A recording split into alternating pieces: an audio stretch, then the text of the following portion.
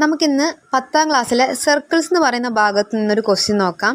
In the given figure BC is the diameter of the circle and AB is equal to AC. Then angle ABC കണ്ടുപിടിക്കാനാണ് നമ്മളോട് പറയുന്നത്. തന്നിരിക്കുന്ന circle BC എന്ന് പറയുന്നത് സർക്കിളിൻ്റെ diameter ആണ്. ഈ ട്രയാങ്കിളിൽ ആംഗിൾ ABC കണ്ടുപിടിക്കാനാണെന്ന് പറയുന്നത്, അതായത് സിംപ്ലി ആംഗിൾ B കണ്ടുപിടിക്കാനാണ് പറയുന്നത്. സർക്കിൾസ് എന്ന് പറയുന്ന ചാപ്റ്ററിൽ നമ്മൾ പഠിച്ചിട്ടുണ്ട്, ഒരു സെമി സർക്കിളിലെ ആംഗിൾ എപ്പോഴും എന്താണ് 90 ഡിഗ്രി ആണെന്ന് നമ്മൾ പഠിച്ചിട്ടുണ്ട്. അപ്പം നമുക്ക് ഈ A എന്ന് പറയുന്ന ആംഗിൾ നമുക്ക് 90 ഡിഗ്രി അടയാളപ്പെടുത്താം. അതുപോലെ ABയും ACയും ഈക്വൽ ആണെന്ന് ക്വസ്റ്റ്യനിൽ പറയുന്നുണ്ടല്ലോ. അപ്പോൾ ഈ ട്രയാങ്കിൾ ABC എന്ന് പറയുന്നത് എന്താണ്? ഒരു ഐസോസിലസ് ട്രയാങ്കിൾ ആണ്. മലയാളത്തിൽ നമുക്ക് സമപാർശ്വ ത്രികോണം എന്ന് പറയാം.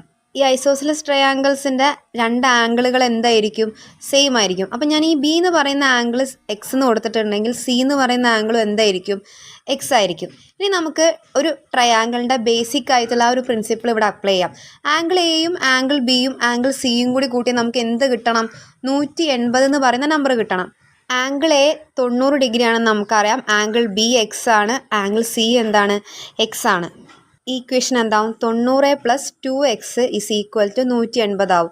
ഈ 90 ഞാൻ അപ്പുറത്തേക്ക് കൊണ്ടുപോയാൽ 2x is equal to 180 minus 90 is equal to 90 എന്ന് കിട്ടും. 2x ഇസ് ഈക്വൽ ടു 90 ആയിട്ടുണ്ടെങ്കിൽ x is equal to 90/2 is equal to 45 എന്ന് കിട്ടും. അപ്പം നമുക്ക് angle B is equal to 45 എന്ന് കിട്ടിയിരിക്കുകയാണ്.